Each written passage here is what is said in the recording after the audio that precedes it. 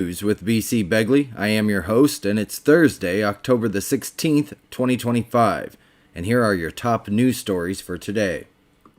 President Donald Trump said the U.S. may carry out military strikes on land to stop drugs from Venezuelan cartels entering the United States. He noted that while maritime routes are largely under control, land operations are now being considered. The comments followed reports that the Trump administration secretly authorized the CIA to take covert action in Venezuela against President Nicolas Maduro's regime. Since September, the U.S. military has attacked 5 boats in the Caribbean, killing 26 people, whom Trump called narco-terrorists, USA Today has reported. Critics have questioned the legal justification for these strikes, as evidence that the boats were carrying drugs has not yet been presented to Congress. Dozens of journalists returned their Pentagon access badges on Wednesday in protest of new restrictions imposed by Defense Secretary Pete Hegseth, which would have allowed expulsion for reporting on unapproved information. News organizations rejected the rules, viewing them as a threat to press freedom, and many reporters left together at the 4 p.m. deadline, carrying documents, chairs, and personal items. While the practical impact of the rules is uncertain, news outlets pledged to continue rigorous coverage of the military from outside of the Pentagon, the AP has reported. Supporters of President Trump are unlikely to be swayed, as many have criticized the press. Sweden is preparing to fill its grain silos for the first time since the Cold War, amid concerns over potential conflict with Russia. Following its 2024 NATO membership and the end of military non-alignment, the government plans to invest £45 million to build emergency grain reserves, particularly in northern regions vulnerable to isolation. Civil Defense Minister has emphasized the strategic importance of northern Sweden and the urgency of establishing local storage to maintain supply chains during crises. The move is part of Sweden's broader, quote, total defense strategy, aimed at mobilizing all of society to withstand armed aggression while keeping essential functions running, Metro has reported. Meanwhile, EU defense ministers are meeting in Brussels to discuss measures, including a proposed drone wall to strengthen Europe's readiness against Russian threats, though some countries express caution about overlapping NATO responsibilities. Grocery prices are rising sharply, frustrating consumers across the U.S. Ribeye steaks, ground beef, coffee, and other staples have seen significant price increases in recent months, driven by rising commodity costs, tariffs, and supply chain pressures. Shoppers are responding by buying smaller packages, using coupons, switching to more affordable stores, and making strategic substitutions in their meals. Executives from companies like Albertsons, McCormick, and Mondelez note that consumers are sticking to tighter budgets and cooking at home more often. Despite complaints and reduced foot traffic, many shoppers continue buying groceries weekly, as eating remains unavoidable, the Wall Street Journal has reported. High-profile deals like Costco's $4.99 rotisserie chicken stand out as rare, quote, inflation-proof options. The Trump administration warned it could cut more than 10,000 federal jobs during the ongoing government shutdown. This, according to White House Budget Director Russell Vought. Vought highlighted potential targets for layoffs, including Green New Deal programs at the Department of Energy, environmental justice efforts at the EPA, the Commerce Department's Minority Business Development Agency, the CISA, and the Consumer Financial Protection Bureau. Earlier, the White House had sent layoff notices to roughly 4,200 federal employees, with the number expected to rise as the shutdown continues. A federal judge temporarily blocked the administration from firing workers, citing legal concerns raised by unions representing federal employees, CNBC has reported. Meanwhile, President Trump issued a memorandum directing remaining congressional funds to ensure active-duty military personnel continue to be paid during the shutdown. Israel received the remains of 2 additional hostages on Wednesday, hours after the military said one previously returned body was not that of a hostage, heightening tensions amid the fragile ceasefire. The coffins, transferred by the Red Cross from Hamas, were sent to a forensic lab in Tel Aviv for identification, which has not yet been confirmed.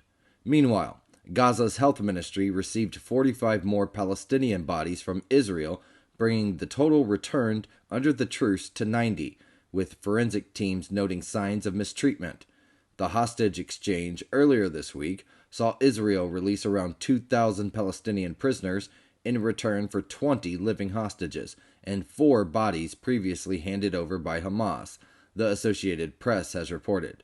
Many unidentified remains returned to Gaza show decomposition, burn marks, or missing limbs, and restrictions on DNA testing have forced reliance on physical features and clothing for identification.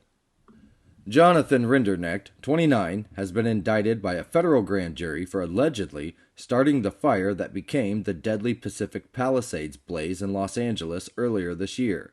The 3-count indictment includes destruction of property by fire, arson affecting property used in interstate commerce, and timber set afire, carrying a potential sentence of up to 45 years in prison. Rinderknecht, a former Los Angeles resident now living in Florida, was arrested on October the 7th, months after the January 1st fire that eventually killed 12 people and destroyed neighborhoods. Authorities allege he ignited combustible material with an open flame, and digital evidence reportedly includes an image he generated using ChatGPT depicting a burning forest, ABC News has reported. Rinderknecht is scheduled to appear for arraignment in U.S. District Court in Los Angeles in the coming weeks. The Senate rejected a GOP-led stopgap funding bill for the 9th time Wednesday, making it likely the government shutdown will continue into next week. The bill, which would have funded the government through November the 21st, passed 51 to 44 with minimal Democratic support, and another vote is expected Thursday with little expectation of a different outcome. Republicans are pressuring Democrats to break ranks, while blocking Senate Minority Leader Chuck Schumer from advancing his party's counterproposal, which includes funding through October and protections on Trump administration spending rollbacks. Senate leaders acknowledged ongoing bipartisan discussions, but said no resolution is expected this week, Politico has reported. Meanwhile, the Trump administration continues to move forward with federal worker layoffs and pay restrictions, though legal challenges could slow these actions. Erica Anderson, a 31-year-old mother of 3 and first-year professor at Columbus State University, was accidentally shot and killed by her roommate in Columbus, Georgia on October the 13th. Police said the roommate mistook Anderson for an intruder after hearing a noise while sleeping and fired 2 shots, one of which struck Anderson. The shooting is being ruled an accidental death, and Anderson's body will be sent to the state crime lab for an autopsy. Anderson had recently returned from visiting her family in Indiana and is survived by her 3 children and husband, who is undergoing cancer treatment, Fox News has reported. CSU and the community mourned her loss, highlighting her dedication to students and her work in the theater and dance department. President Donald Trump announced that India will stop purchasing Russian oil, calling it a major step in pressuring Vladimir Putin to end the war in Ukraine. Trump said Indian Prime Minister Narendra Modi assured him the process is underway, though it will take some time to complete. The move could ease U.S.-India tensions, which escalated after the U.S. imposed 50% tariffs on India over its Russian oil purchase this summer. The announcement comes ahead of a potential Trump-Modi meeting at the Southeast Asian Summit in Malaysia, Politico has reported. Trump also indicated the U.S. might target China with tariffs if Europe acts similarly, urging Beijing to join India in boycotting Russian oil. Here is a look at the live weather radar from the National Weather Service, and now let's get to the National Weather Forecast for today. From Thursday through Saturday, showers and thunderstorms are expected across parts of the plains and the upper Great Lakes. A front moving from the Rockies toward the Great Lakes will bring widespread rain and storms to the plains, Mississippi Valley, and Great Lakes through Saturday. Light snow is possible in higher elevations of the northern Rockies and the Great Basin. The Pacific Northwest will see periods of rain due to weak onshore flow, while the Gulf Coast and Florida may experience scattered showers and thunderstorms. Additionally, northern New England could see light rain through Friday morning. Sir Keir Starmer faces scrutiny after the collapse of a trial against two men accused of spying for China, following the release of witness statements by the government. Christopher Cash and Christopher Berry were charged under the Official Secrets Act last year, but have denied the allegations, and the case fell apart, with the Director of Public Prosecutions citing the government's refusal to label China as a threat. Witness statements from Deputy National Security Advisor Matthew Collins highlighted large-scale Chinese espionage targeting the United Kingdom, including politically sensitive information from Tory sources, but did not classify China as an enemy. Critics argue the collapse raises questions about whether the government's desire for a positive relationship with China affected the prosecution and why the CPS could not obtain necessary evidence, Sky News has reported. Calls for a stationary inquiry are growing, with Commons committees expected to examine the case further, while Cash maintains his innocence and criticizes the trial as, quote, completely devoid of context. Doctors Without Borders announced it is permanently closing its emergency care center in Port-au-Prince, Haiti, due to escalating gang violence, which now controls 90% of the city. The facility, which is a key medical lifeline, had temporarily closed in March of 2025 after armed men fired on evacuation vehicles, injuring some staff. Over 60% of the capital's health facilities, including the main hospital, are now closed or non-functional, leaving tens of thousands without care. From January to June, more than 3,100 people were killed and 1,100 injured nationwide, while gang violence has displaced a record 1.4 million people, a 36% increase since late 2024, the AP has reported. Makeshift shelters have surged from 142 in December to 238 this year, underscoring the deepening humanitarian crisis. Hamas announced that it has returned all the Israeli hostage remains that it has been able to recover, but extensive efforts and special equipment are still needed to locate the rest. The Red Cross transferred 2 more coffins to Israel, where they are being sent to the National Center for Forensic Medicine for identification. Under the Gaza peace plan, Hamas was to return 20 living hostages and 28 deceased by October the 13th. While the living hostages were returned, the remains of at least 19 deceased are still unaccounted for. U.S. advisors noted the destruction of Gaza makes retrieval difficult, with Israel sharing intelligence and Turkey offering expert teams to assist, CBS News has reported. The broader peace plan faces further hurdles, as Hamas refuses to disarm, while Israel insists on demilitarization and disarmament as conditions for compliance and ongoing negotiations. Pakistan and Afghanistan have agreed to a 48-hour ceasefire following some of the deadliest border clashes in years, which killed dozens and prompted evacuations. The truce, starting on Wednesday at 6 p.m. Islamabad time, was claimed by both sides as requested by the other, with Pakistan emphasizing dialogue to resolve the dispute. The clashes erupted after the Taliban launched offensives along the southern Pakistani border, amid long-standing Pakistani accusations that Kabul shelters Pakistani Taliban fighters. Fighting around Spin Bodak led to casualties on both sides, with Pakistan reporting roughly 20 Taliban fighters killed and the Taliban claiming civilian deaths and injuries, Al Jazeera has reported. The ceasefire comes after escalating violence, including airstrikes, cross-border attacks, and the death of an Afghan journalist, underscoring the volatility of the region. The United States denied that Hamas is violating the Gaza ceasefire, saying delays in returning the bodies of hostages were expected given difficult conditions. Trump advisors emphasized that all living hostages had been released in accordance with the agreement, and outlined U.S. efforts with Israel to establish safe zones in Gaza for civilians fearing Hamas retribution. They acknowledged the complexity of demilitarizing the Strip, but expressed hope that limiting redevelopment to Hamas-free areas would advance stabilization.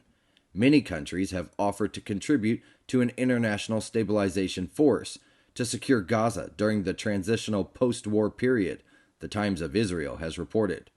The advisors also discussed recruiting Palestinians, including those abroad, to participate in a transitional technocratic government, while deferring discussions on Palestinian statehood. South Korea has issued a Code Black travel warning for parts of Cambodia, urging citizens to leave areas affected by employment scams and detention cases targeting Koreans. The ban covers border towns and the Bokhar Mountain region, where a 22-year-old Korean student was allegedly tortured to death in August. Around 60 South Koreans remain detained after a crackdown on scam operations, with another 80 unaccounted for, as victims are often lured with high-paying job offers and then forced into online fraud under brutal conditions. A high-level South Korean delegation, including officials from foreign affairs, justice, police, and intelligence agencies, have arrived to coordinate repatriation, potentially via charter flight, The Guardian has reported. The crisis highlights Cambodia's sprawling scam industry, involving an estimated 200,000 people globally, and has prompted South Korea to strengthen screening on recruitment platforms. Defense Secretary Pete Hegseth pledged increased firepower for Ukraine ahead of a NATO defense ministers meeting in Brussels, amid speculation the U.S. could provide Kyiv with long-range Tomahawk missiles. Hegseth highlighted NATO countries' growing commitments to Ukraine, including initiatives where allies purchase U.S. weapons to supply the country, though it's unclear if Tomahawks are included. President Trump is expected to discuss the potential missile transfer with Ukrainian President Vladimir Zelensky at the White House on Friday, noting that providing Tomahawks could be viewed as a, quote, new step of aggression and risk escalating the war. The Kremlin warned such a move would severely damage U.S.-Russia relations, while Trump emphasized that peace depends on, quote, strong and real capabilities that adversaries respect, NBC News has reported. Since returning to office, Trump has not approved major new arms packages for Ukraine, but signaled a renewed focus on resolving the conflict after recent Middle East diplomatic efforts. Ecuador has experienced multiple explosions targeting bridges, with authorities blaming the local gang Los Lobos and Colombian ex-FARC dissidents in retaliation for recent military operations against illegal miners. Transport Minister described the attacks as, quote, terrorism, while the Interior Minister said the blast followed the destruction of illegal mining sites and the detention of ex-FARC members. No casualties have been reported from the bridge attacks, though roads remain closed and the affected structure sustained significant damage. The incidents follow a car bomb outside of a shopping mall that killed one person and injured others, highlighting a broader wave of criminal violence in Ecuador since 2021, Al Jazeera has reported. The U.S. State Department condemned the attacks, and Ecuadorian authorities launched investigations, offering rewards for information leading to arrest. A fire broke out Tuesday at a garment factory and an adjacent chemical warehouse in Bangladesh, killing at least 16 people and injuring others, with authorities warning the death toll could still rise. The blaze began on the third floor of the 4-story factory before spreading to the warehouse storing bleaching powder, plastic, and hydrogen peroxide. Fire officials said neither facility had approval or fire safety plans, and workers were trapped due to locked exits and toxic gases from a chemical explosion. Relatives searched desperately for loved ones, many of whom may only be identified through DNA due to severe burns, NBC News has reported. Bangladesh has a history of deadly garment industry accidents, including a 2012 fire and a 2013 collapse, highlighting chronic safety failures in a sector employing 4 million people and contributing over 10% of GDP. Today is October the 16th, 2025, and on this day in history, in the year 1962, the Cuban Missile Crisis began after U.S. President Kennedy was informed of Soviet missile bases in Cuba. In the year 1964, China successfully detonated its first atomic bomb. And in the year 1978, Pope John Paul II became the first non-Italian pope in 455 years. October the 16th is also World Food Day. Okay, it's 19 past the hour, and let's do a quick market update. The Nasdaq is down 0.4%. Gold is up 1.78%. Oil is down 0.82%. Bitcoin is down 2.25%. The Dow Jones Industrial Average is up 0.26%, and the S&P 500 is up 0.34%. Hey, real quick, don't forget to like and subscribe to the channel so you can stay up to date on all of our news stories. And now here are the top national news for today. A major airlift is underway in Alaska to evacuate hundreds of residents from coastal villages devastated by Typhoon Halong's remnants. The storm caused record-high water levels, destroyed homes, and left at least one dead and two missing. Several villages near the Bering Sea experienced flooding more than 6 feet above the highest tide line, forcing roughly 1,500 people into makeshift shelters. About 300 evacuees are being flown to Anchorage, while shelter options in Bethel are near capacity, the AP has reported. Officials warn that many homes are unsafe to re-enter and could be uninhabitable by winter. Authorities in suburban New York have charged 63-year-old Richard Bilodeau with the 1984 murder of 16-year-old Teresa Fusco, closing the case that remained unsolved for over 40 years. Fusco disappeared after leaving her job at a roller rink, and her body was later found strangled, beaten, and sexually assaulted. 3 men were wrongly convicted of her murder, but were exonerated in 2003 after DNA evidence proved their innocence. Investigators tracked Bilodeau for months, ultimately linking him to the crime through DNA found on a discarded smoothie cup, ABC News has reported. Bilodeau pleaded not guilty, while Fusco's family expressed relief that the case may finally bring them closure. Senate Democrats privately debated how to respond to Majority Leader John Thune's plan to push a vote on funding the Defense Department. Some Democrats indicated they were ready to block a procedural motion on Thursday, but uncertainty about whether Thune will bring a standalone defense bill or combine it with other appropriations complicated their strategy. Democrats are divided over whether supporting the defense bill could undermine leverage in ongoing shutdown negotiations, especially over health care. Some worry voting against it would appear as opposing the troops, while others want to focus on a broader budget concessions, Axios has reported. The situation highlights deep mistrust between Democrats and Republicans in the Senate. Democratic senators are accusing the Department of Homeland Security of potentially violating the Hatch Act by asking airports to show a video of DHS Secretary Kristi Noem blaming Democrats for the government shutdown. The Hatch Act prohibits federal employees from engaging in partisan political activity, and violations could lead to penalties including removal or suspension. Many airports, including major hubs like LaGuardia, JFK, and San Francisco, declined to play the video, citing policies against political content in the Hatch Act. Senators Richard Blumenthal, Jack Reed, and 15 others demanded DHS remove the video, disclose its funding, and provide details on its production to assess possible legal violations, ABC News has reported. Charles Crawford, 59, was executed Wednesday in Mississippi for the 1993 kidnapping, rape, and murder of 20-year-old Christy Ray, ending more than 30 years on death row. Crawford had a prior rape conviction, which served as an aggravating factor in his capital murder trial. His lawyers unsuccessfully argued that his Sixth Amendment rights were violated when his attorneys pursued an insanity defense against his wishes, citing a 2018 Supreme Court ruling.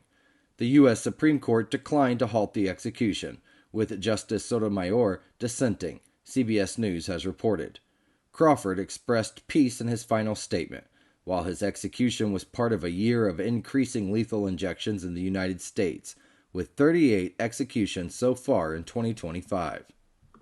Treasury Secretary Scott Bessent said the Trump administration plans to set price floors across multiple industries to counter market manipulation by China, particularly in rare earths.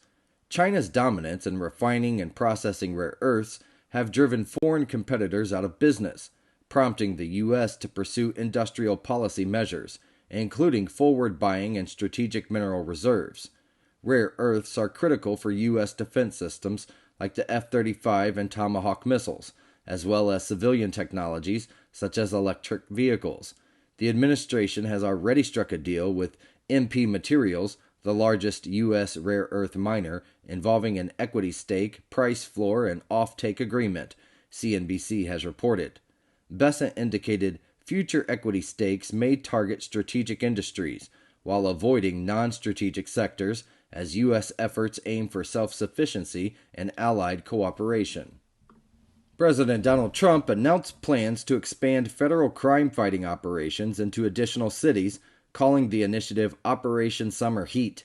Speaking with FBI Director Kash Patel in the Oval Office, Trump said federal forces, including surges of personnel and potentially the National Guard, would be deployed to, quote, straighten out high-crime areas. The administration has already increased resources in many Democratic cities like Portland and Chicago, though Oregon's judge extended a restraining order on Guard deployment in Portland. President Trump specifically mentioned San Francisco and Chicago as targets for intervention, claiming a commitment to making cities, quote, essentially crime-free, ABC News has reported. Illinois Governor J.B. Pritzker disputed the administration's crime claims, noting reductions in violent crime and homicide rates in Chicago. President Donald Trump hosted nearly 130 donors, allies, and corporate representatives at the White House to celebrate fundraising for a $250 million renovation of a new White House ballroom. The planned 90,000 square foot ballroom, featuring bulletproof glass and a capacity of up to 999 people, is intended to host large events, including presidential inaugurations, eliminating the need for South Lawn tents.